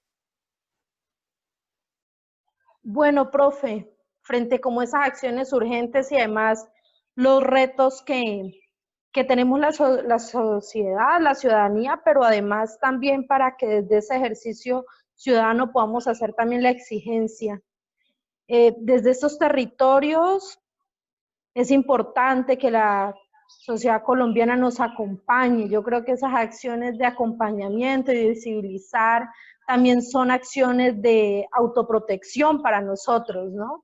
Es importante que podamos estar visibilizando lo que sucede en estos territorios, por supuesto con toda la responsabilidad de no ir a exponernos, pero sí desde el hecho de visibilizar, de acompañarnos también en la exigencia al gobierno nacional frente a la necesidad de la implementación de la política pública de prevención, protección y garantías de no repetición, porque tanto se ha hablado de defender a los líderes y lideresas, pero finalmente hoy sigue siendo esa una deuda. y es por eso que nosotros seguimos responsabilizando a este gobierno nacional de las amenazas de las que estamos siendo víctimas y de los asesinatos a compañeras y a compañeros. Entonces yo creo que es el momento de exigir con mayor fuerza la implementación, la disponibilidad presupuestal, porque finalmente es así como se materializa, ¿no? No podemos seguir sacando a las lideresas del territorio, no podemos seguir generando ese desarraigo, porque aparte de que muere en vida los sueños que tenemos de transformación para nuestra región, también mueren los sueños de una comunidad entera, porque cuando un líder o una lideresa social es asesinada o es desplazada forzadamente por amenazas, pues están muriendo los sueños de una comunidad y de un departamento. Entonces es importante que nos acompañen, que nos estén acompañando. Gracias, profe. Muchas gracias, Julie. Yo creo que de eso se trata también este espacio, cómo esas voces o esas realidades de los territorios que a veces no se abordan en los medios. A veces escuchamos un especial de la región, pero es un especial muy eventual, y creo que debemos aprovechar de la situación difícil que nos ha puesto la pandemia. Tal vez hay algo que se pueda aprovechar, y es que nos hemos podido conectar y hemos tratado de poner esas voces y sentarnos a escucharlas, y creo que es una forma de compañía también. Claro, que no se queden en el conversatorio, pero la realidad del territorio hay que ponerla en las capitales, también en los centros urbanos donde se toman decisiones. Gracias, Julie. Amanda, ¿cuál sería para ti en este momento como el llamado urgente desde el territorio? Esa voz de auxilio desde el territorio.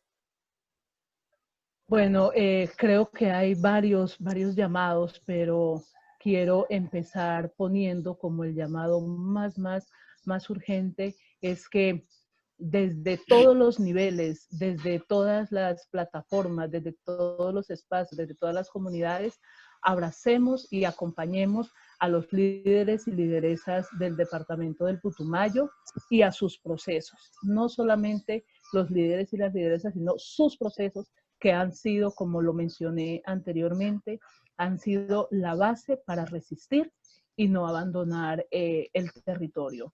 Otro de los llamados supremamente urgentes es a comprender que aunque estamos en este periodo de transición y nos vamos a llevar un largo tiempo, digamos, para llegar al anhelo de tener este territorio en paz, resiliente y con convivencia que permita vernos todos y todas en este bello territorio, es que la población del departamento del Putumayo merece que no se le quite, que no se le arrebate esa esperanza desde las miradas multiculturales, desde esas miradas espirituales, desde esas miradas ancestrales y desde esas miradas amazónicas. Creo que es súper clave que comprendamos que esta pluralidad que existe en el departamento del Putumayo tiene una mirada cosmogónica de la vida de todos los seres humanos, animales, vegetales, y de manera muy especial lo étnico, lo campesino, las mujeres y todas las personas que habitamos en este territorio. Y considero un tercer llamado es a que avancemos en estos ejercicios de pedagogía para que las víctimas también se apropien, las víctimas acompañen, pero también todas aquellas personas que han sido, de alguna manera, han contribuido a la permanencia, digamos, de tantos años del conflicto en el departamento del Putumayo, nos ayuden a encontrar esa verdad, nos ayuden a construir ese relato de verdad, para que si encontramos la verdad, podemos tener la raíz de lo que realmente existe, podemos escuchar a las personas, y entonces estamos dando elementos para la no repetición, y esos elementos para la no repetición son un deber ético también de la institucionalidad, de ponerlos en práctica, de ser audibles a ellos y de todas las personas para que no se repita el conflicto en nuestro territorio. Y para finalizar, decirles que otro de los llamados súper urgentes que nos hace toda la población es a que no terminemos con esta Amazonía. Han sido víctimas muchas personas en el territorio, pero nuestro territorio amazónico ha sido víctima directa en toda su contenido de la palabra. Amanda, gracias. Yo creo que hoy no hubo el tiempo, pero otro espacio de conversación podría ser el mostrar esa enorme cantidad de iniciativas de memoria que hay en Putumayo, de lo cual también es ejemplo, y de un ejercicio en medio de la adversidad por no dejar perder la verdad, que creo que memoria y verdad son dinámicas muy activas en el territorio. Ojalá esa verdad y esa memoria encuentre audiencia en el país y tal vez también la responsabilidad que tenemos desde las universidades y desde las instituciones, cómo ayudamos a construir una población que escuche esa verdad que se está construyendo en el territorio. Gracias, Amanda. Yo le daría la palabra ahora al padre Campos y Andrés, nos esperas para hacer este cierre, y hay una serie de preguntas que ya estamos preparando para podérselas transmitir luego. Padre, le escuchamos. Bueno, urgente me parece la población de alto riesgo. Lo ha dicho ya el defensor del pueblo, tanto a nivel individual de líderes sociales, defensores de derechos humanos, migrantes, desmovilizados que ahorita hacen parte de la construcción política del país. Me parece muy importante que esto sea de atención máxima. Me parece a mí también que las organizaciones nacionales están acompañando en el Putumayo, pues este gran colectivo, sigan acompañando a los líderes sociales. Yo pensaría que una acción que nos puede ayudar en el departamento es construir algunos escenarios de reconciliación. Creo que hay heridas, hay cicatrices, y yo propondría, creo que alguna vez yo lo había compartido también con Amanda, es el del tigre, que nos permitiera encontrarnos, como se hizo en Bojayá, encontrarnos aquí en el Putumayo en un acto masivo, que implique tocar la fibra más profunda de los seres humanos. Me parece importante el caso del padre Alcides en Puerto Caicedo. Lo habíamos compartido también con el padre Pacho de Ruz, porque yo creo que son dos imaginarios que están en el corazón del Putumayo. Y yo creo que tener ejercicios prácticos que nos permitan vernos a la cara, que nos permitan decir que sí podemos, que podemos dar un paso, porque es meter a la sociedad en una dinámica que nos permita generar puentes realmente de reconciliación y de tocar a quien aún no cree que la paz es el camino. Me parece importante también como acción urgente y tal vez urgente, pero también a largo plazo, es el tema de la educación. Yo creo que el Papa Francisco había tocado que era urgente una revolución cultural. A mí me parece que es una educación que nos permite acercarnos a este bioma amazónico y acercarnos a la gran riqueza multiétnica y pluricultural de este departamento. Yo creo que la educación es en este momento fundamental y yo creo que es un llamado a las universidades del país, indiscutiblemente agradecer a quienes están con nosotros y han estado en el territorio, pero creo que debe haber toda una fuerza de las universidades en los territorios. Es urgente, me parece a mí, porque es la posibilidad que tiene. Yo les digo, hay gente que no tiene otra oportunidad realmente de estudios superiores si no tiene la posibilidad de universidad y de poder conocer este bioma amazónico. Entonces, yo lo considero y lo pongo allí como una de las acciones urgentes. La implementación de los acuerdos de paz me parece fundamental. Creo que hoy es un llamado a que el gobierno no pueda tener ninguna disculpa de pandemia y que los acuerdos de paz, que el cumplimiento de los acuerdos de paz territorial se hagan, que no se posterguen. La gente creo que está en la espera de que esto continúe. Y finalmente, pues, Martica, yo creo que como última, yo diría, como última acción es, yo acudo siempre, y siempre lo hemos dicho con los estudiantes, la esperanza tiene que ser una inyección en el ADN nuestro, porque a pesar de todo, yo cuando los miro a ustedes aquí en esta mesa, tengo esperanza, les digo. Igual cuando veo universidades comprometidas, tengo esperanza. ¿Por qué? Porque ese tiene que ser realmente la fuerza que nos mueve. Así que gracias realmente a la Red de Paz de la Universidad Nacional, a este equipo que ha hecho posible este conversatorio. Estoy plenamente convencido que a pesar de todo, creo que en el Putumayo seguiremos tejiendo juntos. Gracias, padre. Usted ha hablado de dos deudas con un valor simbólico enorme. Y yo creo que no solamente la gente del territorio espera que algún día se pueda dar una verdad plena y procesos de reconciliación plena frente a casos como los del padre Alcides, que creo que, aunque el país no los conoce, el territorio sí los conoce muy bien, frente a casos como los de El Tigre en Putumayo, por solo mencionar dos de los muchos que hay allí. Y creo que justo el panorama de la coyuntura lo que hace es actualizar esas deudas, no a que las olvidemos o que las dejemos en un lugar secundario.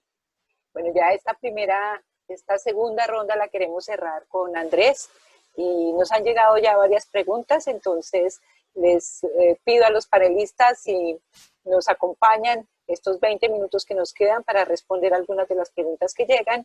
Y Andrés, si nos permites tú cerrar esta segunda ronda de llamados urgentes o de acciones urgentes para el territorio. Gracias, Marta. Yo pienso que esta voz de auxilio ha sido histórica en el departamento de Putumayo y tiene que ver justamente con no a la implementación de esas políticas antidrogas tan represivas que desde los 90 se vienen aplicando acá en el territorio, vía erradicación forzosa o vía glifosato, así sea terrestre o así sea aéreo. Esa no es la manera para acabar con un problema también histórico como es los cultivos de uso ilícito, la coca para beneficios del narcotráfico.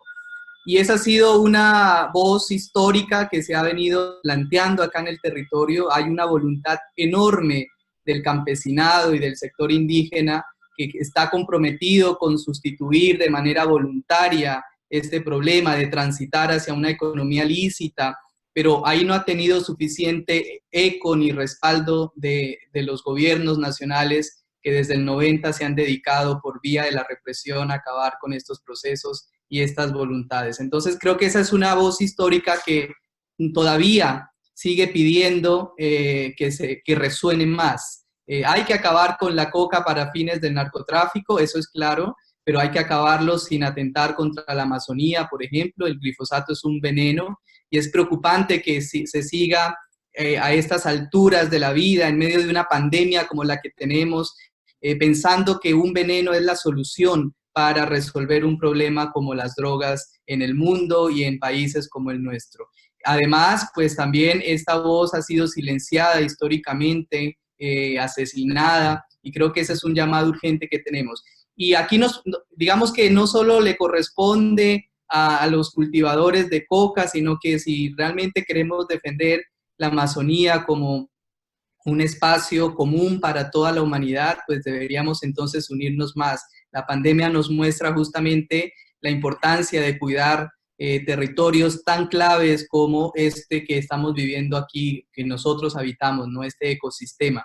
Entonces esa voz campesina y esa voz indígena también creo que es urgente que la sigamos escuchando. Siguen las erradicaciones en medio de la pandemia, y todo lo que ha generado la política antidrogas, porque no solo es el glifosato, no solo es la irrupción violenta de quienes están al frente de implementar estos programas, sino también algo gravísimo en la historia del departamento, que es la militarización de la vida, que es toda esta idea. El padre nos decía hace un momento, esta intención de crear más bases militares en un departamento, en un contexto de paz, en una zona donde la guerra no se ha vivido de la misma intensidad. Entonces creo que la política antidrogas encierra, a mi modo de ver, muchas luchas, una lucha justa para cultivar distinto, para que los campesinos tengan garantías para sobrevivir y cultivar la tierra, para vender sus productos a precios dignos y justos, pero también esta política antidrogas nos debe llevar a reflexionar sobre la urgencia de respetar ecosistemas tan valiosos como los que tenemos y de construir una sociedad a partir de una lógica de la paz y de la reconciliación, y no exclusivamente bajo un modelo militar como el que hemos tenido históricamente en Putumayo, ¿no? La presencia del Estado en Putumayo ha sido militar y hace falta entonces una presencia más social, hace falta la universidad pública, como ya lo decía el padre, y estas otras reivindicaciones que han dicho quienes me precedieron. Andrés, muchísimas gracias. Yo creo que ahí estás planteando tú esos problemas históricos, estructurales, no resueltos. Si uno habla con los líderes y las lideresas del Putumayo, te llevan 20 y 30 años atrás a decir, te llevan a recordarte que están haciendo propuestas concretas y que se han hecho muchos acuerdos y que esos acuerdos no se cumplen y que las comunidades han tenido la capacidad de prever un desarrollo para su territorio, pero que no ha sido posible implementarlo de acuerdo un poco a sus consideraciones. Nos han llegado unas preguntas, prometimos terminar esta sesión muy en punto, entonces yo les voy a formular a ustedes algunas de las preguntas que nos han llegado y el que quiera o la que quiera responderlas, pues estaría muy bien. Hay una pregunta vinculada con la nueva conflictividad que ha generado el COVID, la pandemia. Si es cierto que también se han generado amenazas y persecuciones de grupos armados hacia personas que se consideran están contagiadas o pueden contagiar, y si eso está agudizando la violencia en el territorio. Esa es una pregunta. Yo las voy a formular todas para que ustedes puedan irlas pensando. Hay una segunda pregunta que me interroga por si el avance de la marginal de la selva y de la IRSA se sienten como causales de agudización del conflicto armado desde noviembre pasado. Si tiene relación ese auge armado con el avance de actores económicos extractivos. Creo que es una pregunta importante también mirar esa dinámica de explotación extractiva si se vincula con los problemas actuales. Hay otra pregunta muy concreta que dice, dado el incremento de la deforestación asociada a la especulación predial promovida por inversionistas de diferente origen, ¿cómo ven ustedes la titulación colectiva como una alternativa frente a la apropiación de grandes extensiones por grandes terratenientes? Esa es una tercera pregunta. Alguien más nos está preguntando que si, a pesar de todo el panorama de incumplimientos y de dificultades, se podría decir que hoy el Putumayo está mejor que antes de los acuerdos de paz. Si hoy hay más actores armados, hay más violaciones de derechos humanos, o hay algo que haya cambiado para mejor en el Putumayo después de los acuerdos de paz. Son esas las preguntas que tenemos y creo que el tiempo no nos da para responder más. Si alguien quiere aportar, alguno de ustedes quiere empezar a respondernos, estaría muy bien, y si tenemos respuestas breves porque nos queda poco tiempo.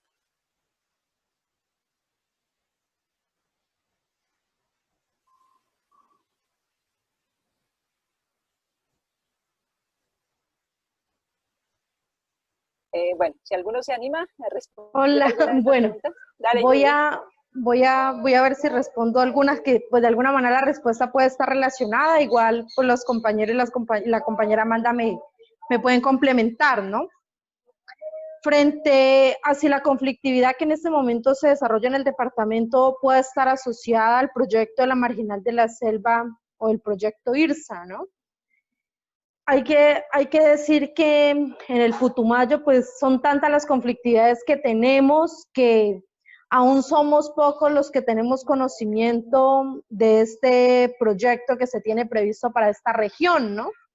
Entonces, digamos que por un lado la ciudadanía putumayense no está muy relacionada con estos proyectos, pero por otro lado sí hay que decir que el tema de la conflictividad se está asociada más que todo es a la disputa territorial que hay por las economías ilegales.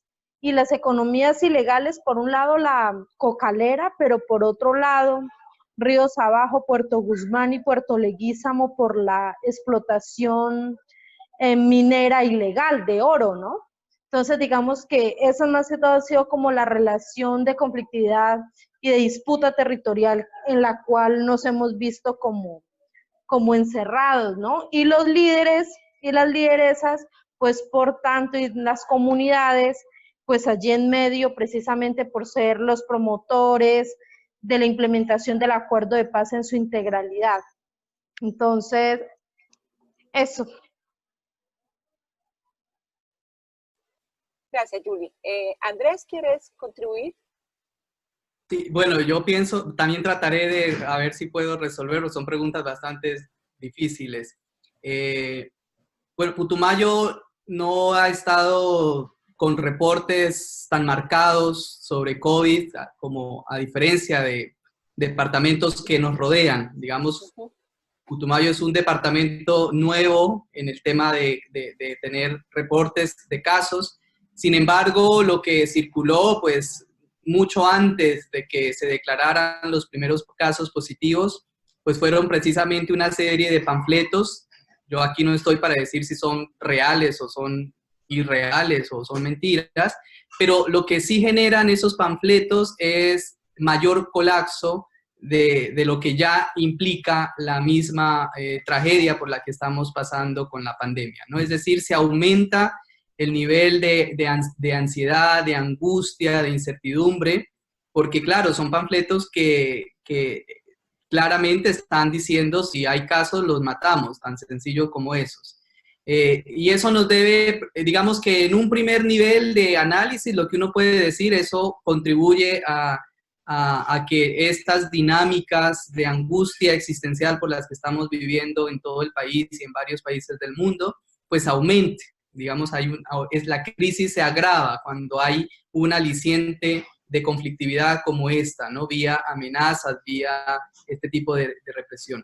Y lo segundo es, pues, que gran parte de los casos que se han reportado, yo he tenido conocimiento he interactuado con la mayoría de estos casos, de los familiares de estos casos, y ellos manifiestan claramente tener esa angustia de ¿y ahora qué vamos a hacer si eso es real lo que está circulando, ¿no?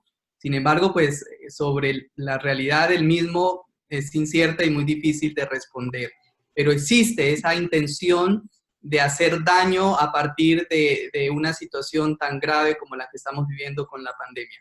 Coincido con Julie cuando plantea que megaproyectos como estos son tan desconocidos que hasta hace muy poco los estamos escuchando de manera más pública. Y yo creo que eso hace parte incluso de una misma estrategia para que sea así, ¿no? Para que no sea de una manera tan pública. Y lo que algunos colectivos ambientalistas han venido considerando sobre proyectos como esos, que sí, que tienen una relación directa con abrirle las puertas al extractivismo y sobre todo a la megaminería, y eso ha generado más que violencia del conflicto armado, propia del conflicto armado, pues algunos desplazamientos, algunas amenazas contra la gente que tiene ahí los predios en estas áreas de influencia, ¿no? Entonces ahí hay que tener en cuenta esa dinámica. La deforestación versus la titulación colectiva. Yo creo que en Putumayo hay importantes logros en relación a la titulación colectiva, y eso gracias a comunidades étnicas que habitan el territorio, ¿no? Tanto afros como indígenas. Una de las reivindicaciones principales que han venido haciendo es justamente por la titulación colectiva. Y hay casos como de las comunidades Nasa, por ejemplo, como casos con los Sionas, que recientemente ganaron una sentencia frente a empresas petroleras, pues nos muestran que hay, digamos, un interés enorme de estas comunidades étnicas por la titulación colectiva, y a mi modo de ver, este tipo de titulación de tierras ayudan mucho a que se conserve la Amazonía, y habría que ver entonces los terratenientes cuáles son, porque a diferencia de otros sectores del país, Putumayo pues no tiene una característica de grandes terratenientes como sí sucede en la costa o en Antioquia. Digamos que aquí la tierra ha estado en manos del campesinado, así no esté titulada, pero no son, digamos, un dueño no tiene más de 1000 hectáreas en Putumayo como sucede en otras zonas, ¿no? Entonces creo que esos son algunos de los elementos que podría dar. Muchas gracias, Andrés. Padre nos está pidiendo la palabra para responder, complementar un poco las respuestas. Amanda creo que también, no sé si Rubén tenga algo que decir ya para ir cerrando. Entonces, Padre tiene la palabra. Hay una pregunta que hacen, que si a pesar de los incumplimientos el proceso de paz está mejor o peor. Yo creo que pienso que ha vivido en este tiempo de proceso de paz ha vivido, yo diría, momentos recuerdo el primer momento fue de entrega de armas y yo incluso me consta porque miraba en Puerto Asís soldados tomar la bicicleta y salir por la vía. Para mí era algo grande, ¿no? Ver un poco eso. Y que los campesinos también puedan salir. Hubieron menos asesinatos, yo diría, de combatientes, de soldados, de policías. Yo recuerdo muy bien una estadística que la hablábamos acá los líderes sociales una vez terminado ya y de una vez el acuerdo de paz había empezado a tomar cuerpo. Yo creo que eso fue importante porque se respiraba otro aire. A mí me parece que el Estado no tuvo la capacidad realmente de hacer presencia institucional y presencia social. Y esos espacios son cooptados por otros actores y me parece a mí que vuelve nuevamente a sentirse en cuerda floja realmente el proceso de paz. Yo creo que eso es lo que estamos viendo ahora. De hecho, esta denuncia del asesinato de tantos líderes sociales nos permite entender que el proceso de paz va, digamos, respondiendo a ciertos tiempos. Yo consideraría que si bien no se han dado el cumplimiento de los acuerdos, me parece a mí que como sociedad putumayense debemos de mantener el espíritu en los acuerdos de paz, porque tenemos que apropiarlo como sociedad. Es decir, el proceso de paz no puede quedar en dos actores. El proceso de paz tiene que ser un proceso apropiado, es decir, es un bien común de todos los colombianos para poderle dar a esto continuidad, que se vuelva una exigencia ética de la nación. Y yo creo que allí es un llamado muy grande a la sociedad también. Yo creo que nosotros como sociedad, como que hemos dejado que otros construyan paz. Y a mí me parece que es de todos los actores. No puede quedar ningún actor por fuera, pues a la hora de construir escenarios de paz. Padre, muchas gracias. Vamos a dar ya la palabra para ir cerrando a Amanda y a Rubén, ya unos últimos minuticos. Muchas gracias, profe Marta. Mira, yo considero que me uno a lo que han planteado los compañeros y la compañera. Julie. Creo que tenemos algún problema con Amanda.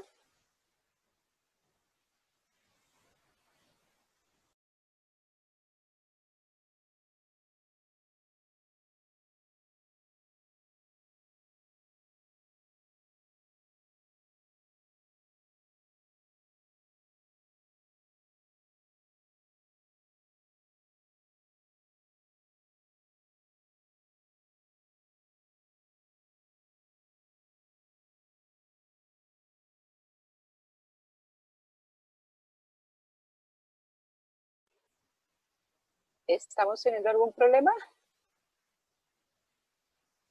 Sí, Amanda parece que perdió la red. Sí, parece que tuvimos problemas técnicos con Amanda. Bueno, lastimosamente Amanda no nos pudo decir sus palabras de cierre. Pues bueno, me corresponde entonces ya, también creo que tuvo algún problema Rubén porque está desconectado. Amanda nos había advertido que estaba por caer un fuerte aguacero que seguramente podía interferir un poco en las posibilidades de comunicaciones. Bueno, yo simplemente quiero cerrar este espacio agradeciéndoles a Julie, a Rubén, a Amanda, a Andrés, Padre Campo, Ariel, que ya no está. Creo que ustedes nos han señalado situaciones bastante críticas, el llamado que hacen varios de ustedes a que también en esta pandemia no se use la pandemia para contribuir por los caminos o para ir por los caminos de la militarización, para ir por los caminos de la fumigación tan nociva como ya nos advirtió Andrés.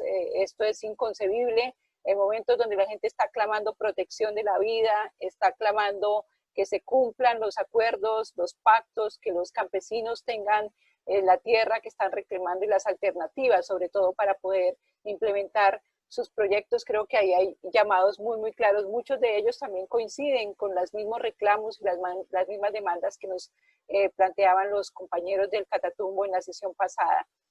Pero aquí hay unos gritos urgentes, el que nos señalaba también Ariel, la protección de la vida de los líderes y las lideresas en esta región. Es de verdad hay un grito de basta ya, de esto no puede implicar la pérdida de una vida más, toda vida es valiosa. No matar, que nos ilusionó nuevamente el acuerdo, creo que está más vigente que nunca. Vamos a continuar estos ciclos de conversaciones. Ha sido de verdad muy ilustrativo escucharlos a ustedes y creo que esas voces del territorio nos comprometen a las universidades públicas, a FESCOL, a la Comisión Colombia, Europa, Estados Unidos, a seguir utilizando los canales para que los territorios tengan un lugar central. Lo que ocurre en los territorios sea también noticia para nosotros, para nosotras. Los vamos a invitar a todos y a todas muy cordialmente a el próximo espacio de conversación que lo pensamos realizar el 11 de junio. Esa conversación va a estar alrededor de la costa pacífica con sus 4 departamentos, otro territorio que también hace llamados urgentes. Cerraría diciendo el Putumayo, como el padre nos lo señaló hace un momento, es una tierra que tiene... La guerra no es lo que caracteriza al Putumayo. El Putumayo tiene una riqueza espiritual, cultural, organizativa, pluriétnico, multicultural, que creo que es lo que también necesitamos ver del Putumayo y creo que es la fuerza que le ha permitido sobrevivir y enfrentar tanta adversidad. Alguna vez que estuve en el territorio, un taita me dijo, nosotros nos hemos tomado la tarea en serio de aprender de ustedes, ojalá ustedes se tomen la tarea en serio de aprender de nosotros y creo que todavía tenemos la tarea por hacer. Por aquí llegó Amanda, pero pues Amanda ya estamos cerrando para cumplir con el horario. Les agradecemos a todos y todas las que se han conectado por haber hecho realidad esta conversación. Esta conversación la vamos a editar y a ponerla disponible en redes para que podamos seguir reflexionando sobre lo que aquí nos han planteado. Y muchas gracias a todos y a todas por haber aceptado esta invitación. Muchas gracias, profesora Marta, por la invitación a la Universidad Nacional, a la especialización Acción Sin Daño, a FESCOL, a todas las entidades que hicieron posible este evento. Gracias, muchísimas gracias. Desafortunadamente se fue la energía y me sacó de... Sí, te sacó sí. A ti, a Yuli y a Rubén. Sí, nos sacó así de plano, pero bueno, aquí estamos. Muchísimas gracias, profe Marta. Gracias a la universidad, gracias a la especialización, gracias a FESCOL y a todos los colegas que nos encontramos aquí. Y obviamente hacemos la invitación una vez más para que entre todos y todas no perdamos la esperanza de contribuir en la construcción de paz en el departamento del Putumayo. Un abrazo sororo. Martica, también aprovecho para mandarles un abrazo a todos los del conversatorio. Gracias, Martica, gracias a la Universidad Nacional y siempre el Putumayo le agradece a la Universidad Nacional. Por supuesto, a las universidades que nos están acompañando. Un abrazo muy grande. Muchas gracias. Muchas gracias. Bueno, cerramos muy amables. Gracias. Hasta pronto. Chao, chao. Gracias.